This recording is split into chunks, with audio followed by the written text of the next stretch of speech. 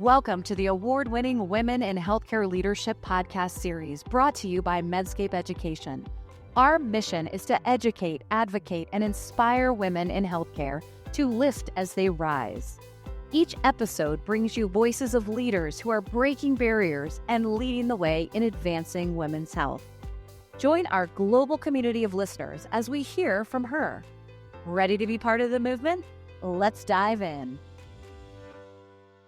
Thank you so much, everyone, for joining this podcast. Today, we have Dr. Vinita Misra Knight, who is a child neurologist and epileptologist at the Yale School of Medicine, and Dr. Sunita Misra, who is Chief Medical Officer at SK Life Science.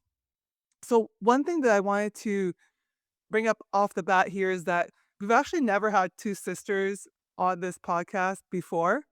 To be honest, I don't even think two sisters ever qualified to be on this podcast, but I would say that these two are overqualified here. So both are physicians, and they're both passionate about improving outcomes for children with epilepsy. And their career journeys are connected but also diverse. Both of these people who I've met and had the pleasure of speaking with recently, they focus on how clinical practice, research, and industry leadership can work together to advance care. So, welcome to this podcast. So awesome to have you both. Thank you so much for having us, Giovanna. I think I need to help you find some sisters and brothers and sib pairs. I think they're out there.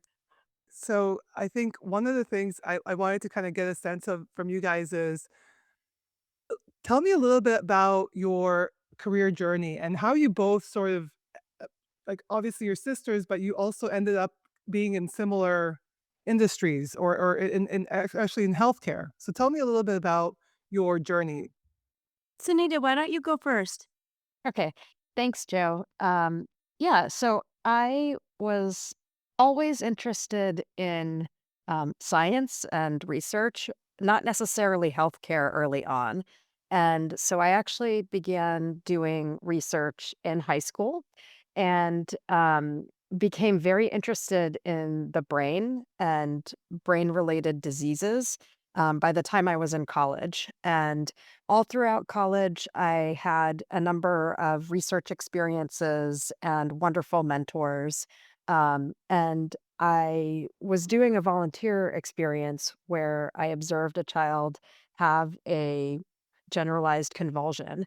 And while the actual seizure probably lasted only, 20, 30 seconds, at the time, I remember feeling so helpless and frozen, and it felt like it was hours. And that really motivated me as a sophomore in college to go back and try to learn more about the brain, seizures, epilepsy. And that's really kind of been, I think, a defining moment as I look back on my career. After college, I decided to do an MD PhD, and I did that at Vanderbilt University. And my thesis project was also pediatric epilepsy focused. And during the time that I was in graduate school, I was also doing some shadowing opportunities and met a pediatric neurologist. And up until that point, I didn't even know that pediatric neurology was a clinical specialty. But as I shadowed this particular physician, I just really loved that patient population and could see how I could really make an impact for those patients and their families. And so after finishing the MD PhD, I did pursue a pediatric neurology residency. And I, again, being research focused, did a research track so that I always had a research component during my clinical time as well. And then I went on to do 2 years of fellowship to focus more on epilepsy. And then I went into academic practice from completing training.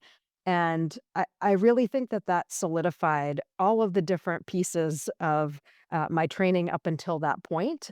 So I was a physician track scientist and spent about 25% of the time taking care of patients with difficult to treat epilepsy. And then about 75% of the time, I was doing research in basic mechanisms of epilepsy and different therapies that may help those patients.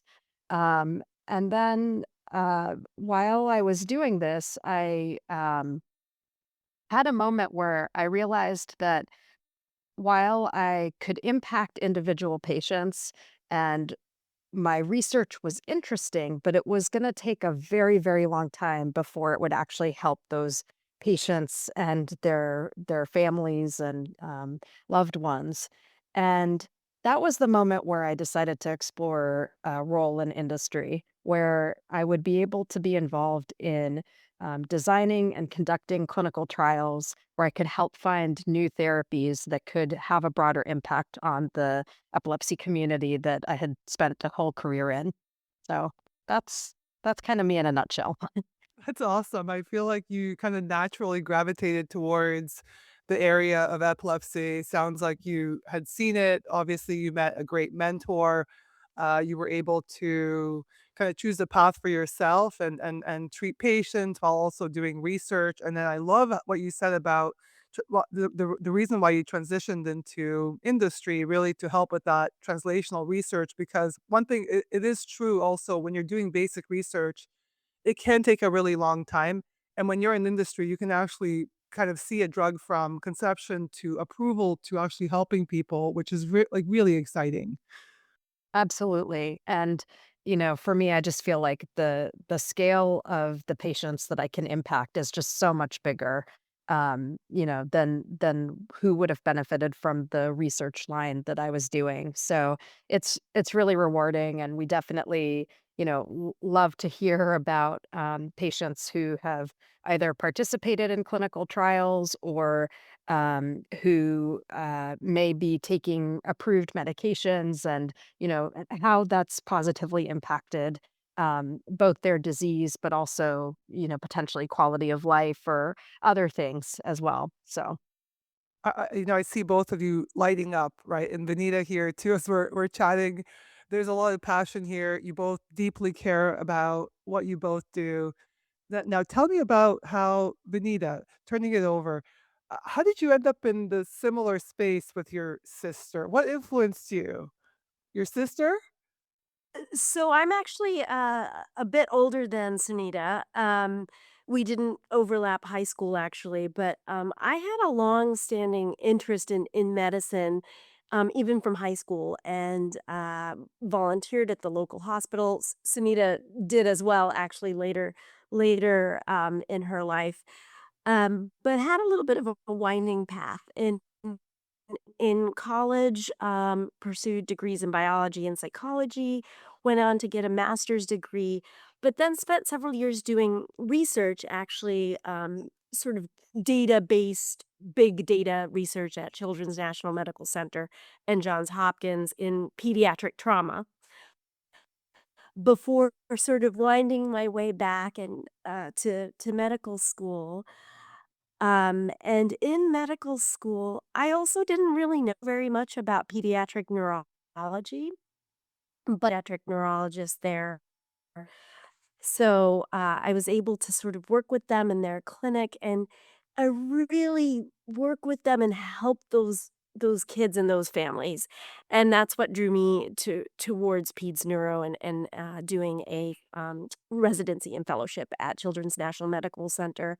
And then I was recruited, to join Yale, where I, am mostly in, patient care day to day, about 75%, but also serve, some administrative time as the medical director there for neurosciences and the epilepsy monitoring units, to where I can bring some bigger change and teaching to our nursing teams and make sure that everybody is up to date and providing just compassionate, excellent care. I actually love hearing about both of your career journeys where, you were inspired by different things as you went through your career journey and you were able to find a path now where you're able to directly impact patients.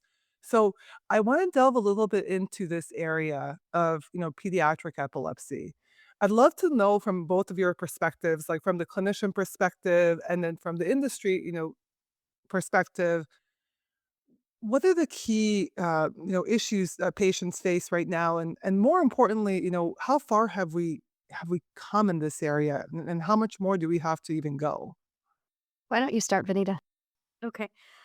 Seizures, as my sister pointed out, are terrifying, horrible, and affect many, many children. Almost 10% of kids can have seizures, and some of them are one-time events or something called febrile seizures, which many children do outgrow within the first few years of life. But it's just a very difficult thing, and I've seen even very seasoned emergency room and ICU doctors really get very terrified when a child is in a seizure, even when they're less than a minute or 2. It's just a difficult situation. For families with children with seizures, it's so hard, that uncertainty of when will the next one come? Will my child have effects from this? Will my child live through this? It colors their every moment of their thinking and their day, their school. Can we go to the grocery store? Can we go on this trip? And it's just it's very it's sort of an all consuming that affects the child, their siblings, their parents, their school, their entire kind of village. So as a team, myself, my amazing nurses, social worker, ketogenic dietitian, all this, our community, our family helps support these families. And obviously I do that at Yale every day, but this is what's happening around the country and the world amongst neurology clinics. Sue, I'll turn it over to you. Yeah, so I would echo what Vanita said about the unpredictability being a big challenge. And, there are some chronic diseases where um, you have the manifestations on a daily basis, and that kind of reminds you. But I think one of the hardest things about seizures is you just never know when the next one is going to hit. So sometimes, from a research perspective, we call that anticipatory anxiety. And we find sometimes that the anxiety of when is the seizure going to happen? Is it going to happen when I'm out in public? Almost can be as crippling as the seizure itself. And, I think another two pieces that I would add are one that unfortunately, because epilepsy is still not well understood and maybe dramatized in a certain way in media, there's still a big stigma. And I think that this really impacts children and adolescents, maybe in a slightly different way than adults. They're still developing, there's still all sorts of things going on in a school environment that can make it very challenging for a child or adolescent to be kind of dealing with. And then I think that the final piece is just that it's a very heterogeneous condition. Like Vanita said, some patients may only have one seizure in their lifetime, but then there are patients who may have hundreds of seizures a day. So one of the things from an industry perspective that I think about is, how do we design clinical trials to be inclusive? Have this broad range of patients, but at the same time, kind of be able to help patients where they're at, right? And I think that it can be a real challenge. You want to be able to design studies that are going to help a clinician like Vanita be able to treat patients well, but you also know that oftentimes the how you select patients for a clinical trial or who gets access to clinical trials can really, make the kind of generalizability of the study results more challenging. So that's still something that we, currently face, and I would say that industry leaders and leaders from the kind of epilepsy field in clinical practice, do still try to brainstorm collectively about how we can improve on these things because, we want those clinical trial results to really be able to put into practice so that the clinicians can make good evidence-based decisions that help the broad patient community. Sunita, we could talk for hours on this. I we could we could sort of talk about equity and access to clinical trials. You and I have talked obviously offline about how much of my population is non-English speaking, non-primary English speaking, or has difficult socioeconomic circumstances to where coming to participate in a research trial is just much more challenging, or they don't have an iPhone to put data into a diary or something like this.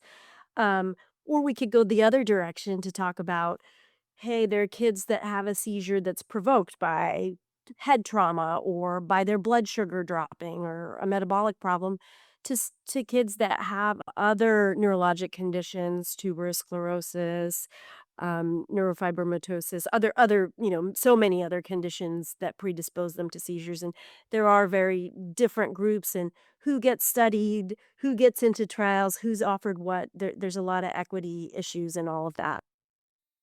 Well, one other interesting thing, Vanita, that just sparked in my mind is that it can also be a whole diagnostic odyssey, right?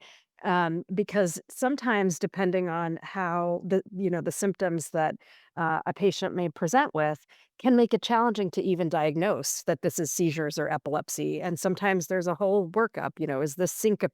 Is this um, a non-epileptic event, right? And so sometimes, it gets back to the individual patient and taking a really good history and really understanding exactly what's going on, because sometimes the reason a medication fails is because you don't have the right diagnosis, right?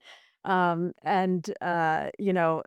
think it's really interesting that kind of broad range of different etiologies that you described, the diagnostic odyssey or the time to kind of underlying cause may be quite variable in that range that you described.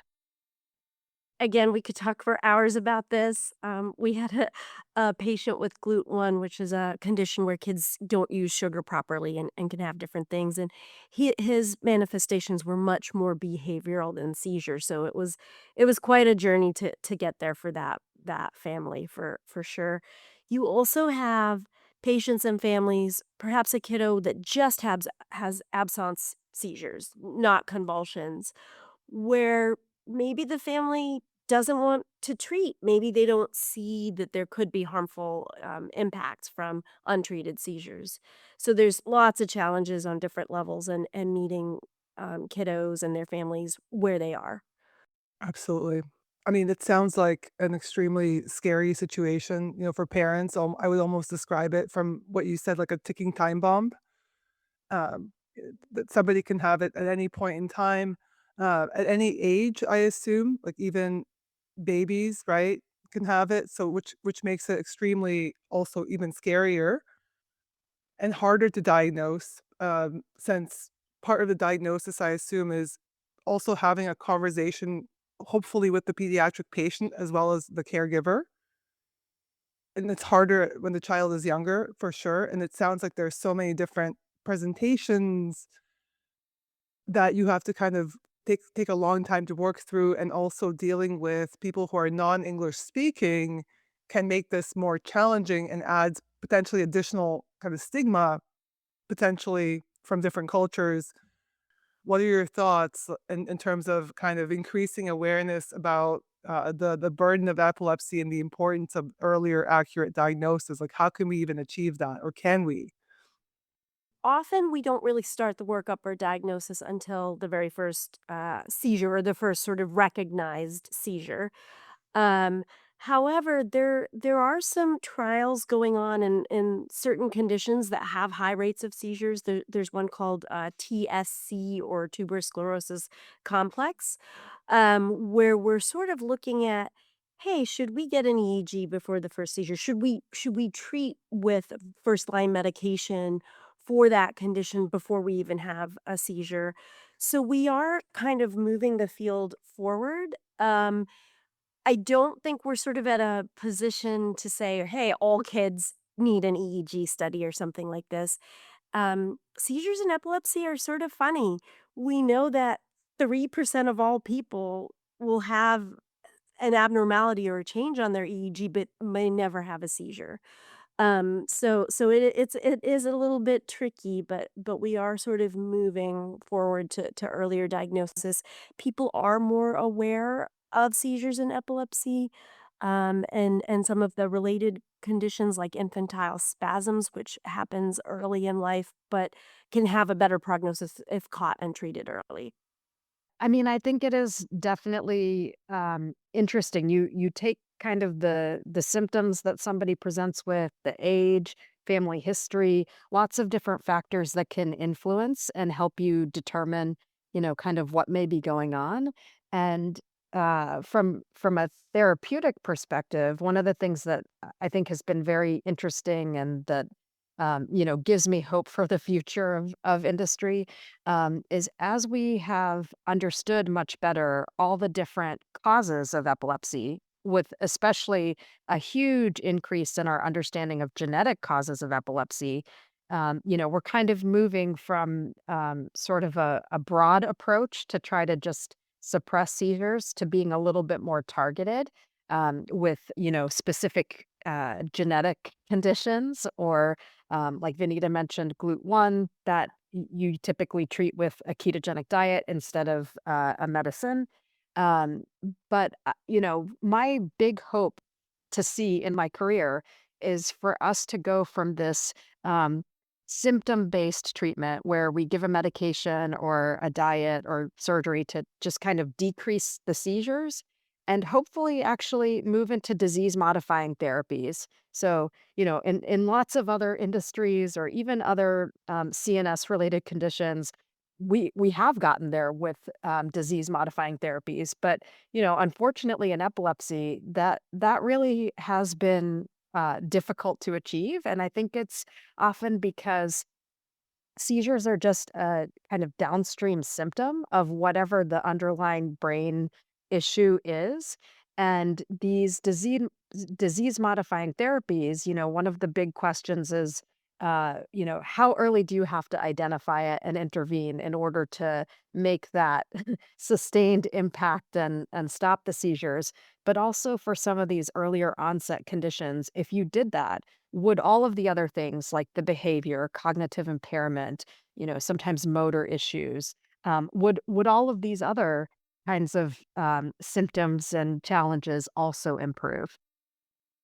Absolutely, and it kinda gets into the question of, like, what is disease modification in epilepsy? How can we even, define that? To your point, there we're hopefully moving towards that, and as we are looking at different treatments, linked to different genetic abnormalities that present in some patients with seizures, what does that disease modification look like? How do we even get there? How do we define the right patient population? How do we study them? So there's so much there that is still, to be determined, right, and to be seen. And I sincerely hope that, when you, as you're going through your career, that you're able to see some of these developments. But I know that there's been quite a few developments in the last, I would even say like 10 years in this field. So I want to find out a little bit more from, the clinical perspective when you both were seeing patients with seizures, right? Sunita, I assume you were seeing it a little bit before Vinita because Vinita sees patients almost every day, right? So can you take me through maybe like how you approached treatment back in the day, and then I want to turn it over to Vinita to figure out how she approaches treatment for children now and the innovations that have come through. Yeah, so I mean, I think again, it all came back to taking a really good history and kind of understanding, what all of the different symptoms, when they started, making sure that I really thought it was seizures and epilepsy as the underlying diagnosis. We often would do brain imaging and an EEG or electroencephalogram, basically the brainwave study, and use some of these other pieces to help us. As I was, you know, the years that I finished training and was in practice, we were doing a fair amount of genetic testing. So it started out with kind of gene panels, but was moving more into the whole exome sequencing and just starting whole genome sequencing, although the utility of that was maybe not so clear at the time. And we definitely found a lot of variants of unknown or unclear significance. So the genetic counselors were, my best friends in those situations, trying to figure out how to help guide. But one of the challenges that I really felt is that even if I found this genetic cause, um, most of the time the treatment was still the same. It was still kind of the same types of anti-seizure medications to try to suppress seizures, maybe refer patients to physical, occupational speech therapy, behavioral therapies, but it was still very kind of symptom oriented and not precise, even though we might have had a precise genetic diagnosis. Um, so, yeah, interested from Vanita whether that's changed at all in the last few years. So it is largely the same. There are certainly diagnoses that we know are sort of more amenable to certain treatments. We know for childhood Epson's epilepsies or even Dravet's, the SCN1A positive kiddos. Uh, we kind of know what medications may work for them. I do, like you did when you were in practice, tend to take care of the more refractory children who are not responding well to medication, and it is a very personal, tailored approach to each child and each family. Because in broad categories, we have three ways that we can take care of children and adults with epilepsy. Medication, of course, we have 20 different medications, ketogenic diet, which we touched upon a little bit, and then surgical options. And then there's many, many surgical approaches with resection, all the way to some neuromodulation devices that we do have now and do offer children. So in reality, often these three broad categories of treatment are often used in tandem for refractory kids. And sometimes we may start with something like ketogenic diet, and perhaps it doesn't work for a family or not having the response we want. So maybe we move to surgical or it's just very tailored for the child and the family. There's some families that really don't want medications, or some families, maybe the child, has had many other surgeries, scoliosis surgeries, tendon lengthening surgeries. Maybe they want surgery or they don't want surgery. We really try to give them the best option for them and their families. Literally, a ketogenic diet conversation may go into, do you have other children? Because this is a diet change for your entire family. So we look at a lot of things and offer every family everything that we can. And I think in that context of the interdisciplinary group, it's so important to have, like you said, a whole care ecosystem, the nurses, the social worker, the dietitian.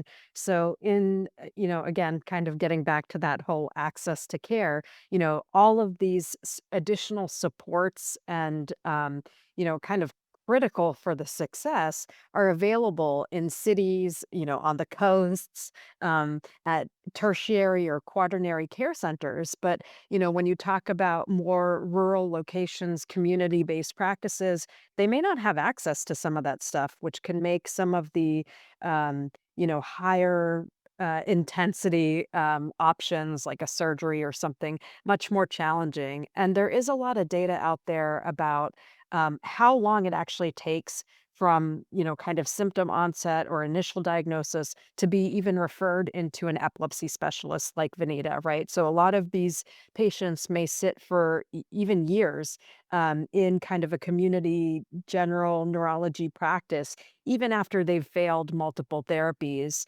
which, I think is kind of maybe a reflection of our healthcare system in the US in general, but certainly an area that could could be maybe optimized in order to really help a broad swath of patients. Just yesterday, we were was on a call about how to expand telehealth to kind of expand the reach of geography or transportation barriers to reach more people that we could help.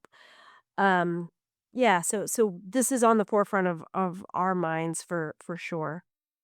When we think about access to care, and I feel strongly that patients who are in your purview and the ones that you're taking care of are there's kind of two sides of the coin. They're unlucky because they're most likely ones with refractory epilepsy, but then they're also lucky because they get to have comprehensive care and you guys are able to tailor the treatments accordingly, and it sounds like a little bit of a science and a little bit of an art because it's so, individualized for every patient. I think that's well put, Joe. And I can't put enough, credit to my team. Like we keep talking about, the nurses, the social worker, our dietitian, they, we are really and truly a team in all aspects of care.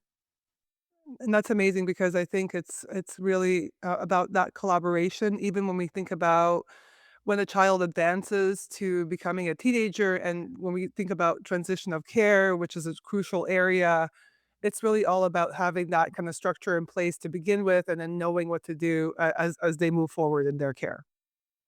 Transition is still such a hard thing. Many, especially as a lot of these genetic, difficult to treat patients are living longer. It becomes difficult to find adult practitioners who feel comfortable to accept them on. I definitely remember uh, having lots of challenging patients and trying to convince some of the adult partners to take them on. And I'm sure, Vanita, that you have a lot of cases and situations like that as well.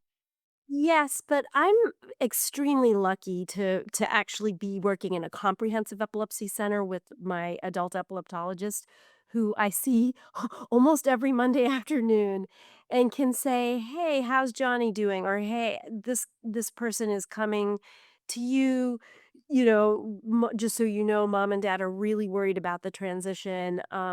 I can pop up to the adult unit and visit with them if they're ever in house. So it is a little bit of nice to have a warm handoff, not just sort of send the medical records alone.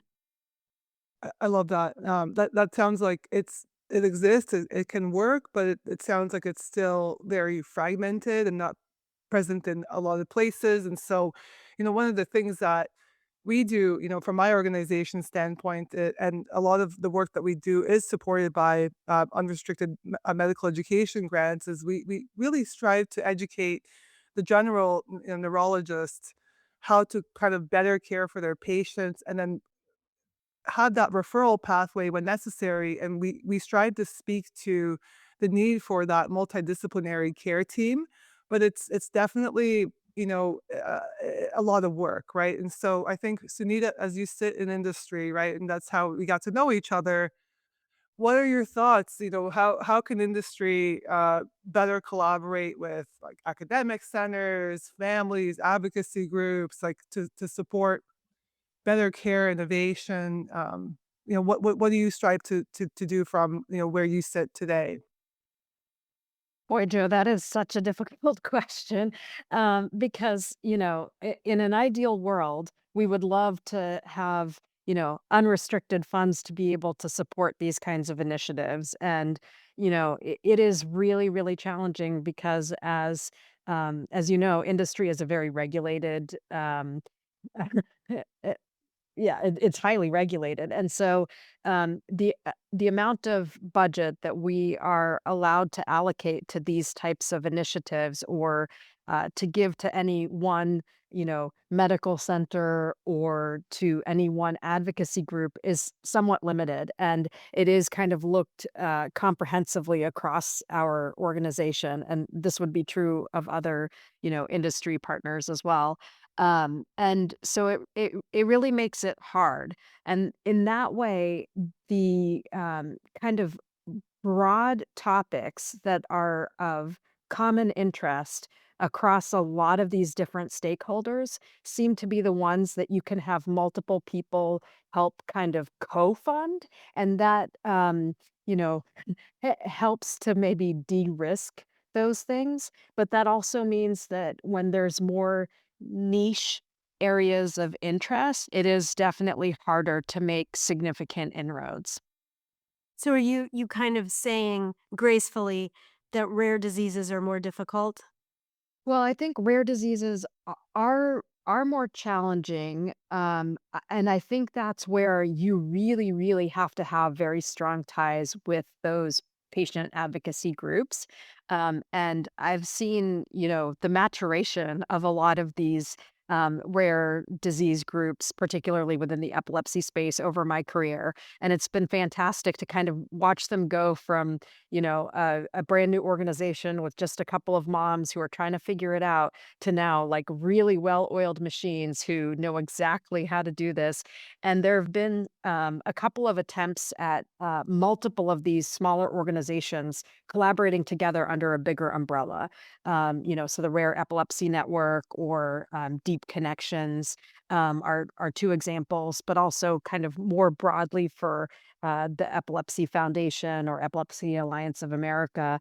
I think that those efforts, kind of in a more centralized or bigger group, are sometimes easier to partner with and work with, and they often for programs that they may be sponsoring, they typically look for multiple industry partners to help move their particular educational initiatives forward. And I think that does help us from an individual company perspective. But also, it's important that we all work together because we learn from each other. And I think it's an iterative process, right? None of this is perfect the first time around, and you really need that comprehensive stakeholder input in order to really make bigger advances. And, maybe this is, I think, a relatively common push right now, but one of the other things that I think is really interesting to look at is the use and incorporation of artificial intelligence, AI, in in all of these things, and how we can use AI to accelerate or maybe overcome some of the inefficiencies.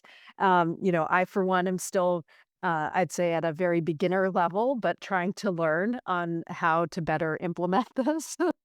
And we cannot understate the contribution of industry that industry has made to this area with all the exciting therapies that have been developed, approved, they obviously studied, approved, and then you brought up the whole like, hey, how do we improve the paradigm of patient care? How do we change patient outcomes? I think it starts with basic research, right? And then translational medicine and industry kind of having the funding to kind of push it forward into clinical trials and then widespread adoption, which necessitates behavioral change from obviously the clinicians and then also the collaboration with advocacy groups with patients and then finally the patient itself, right? We can't forget about the patient itself, but it's a highly complicated process. And I feel more confident sitting on this side of things that we have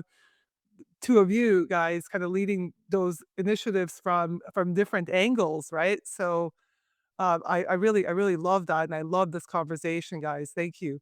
So I think as we're thinking about the future, what gives you hope for the future of epilepsy care?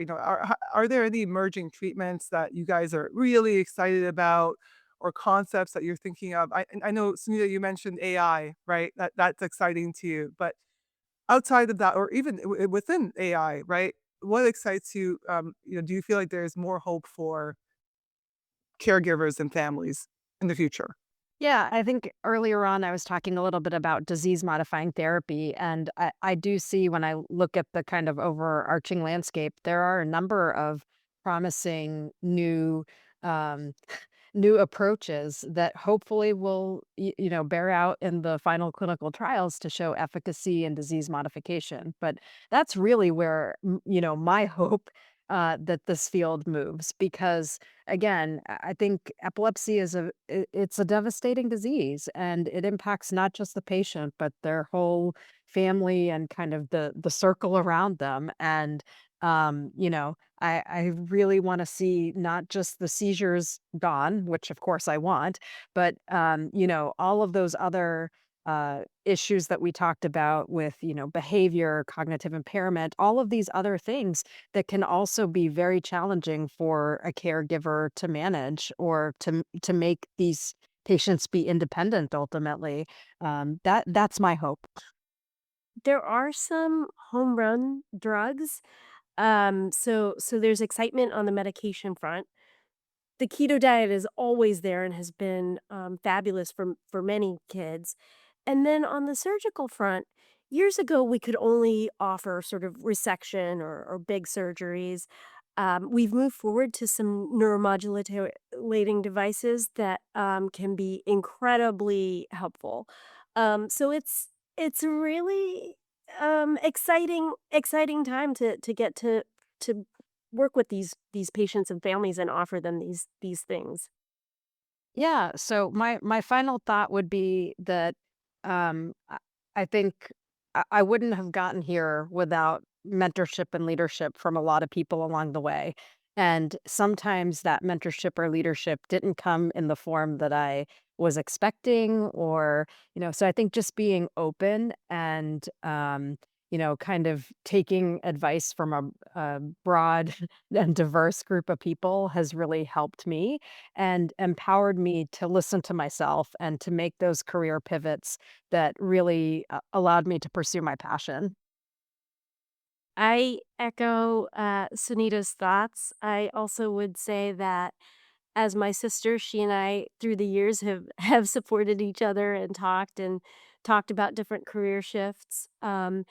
And not everybody is like us to have a sister like this, but everybody has friends and family that can be sounding boards, and that's so important.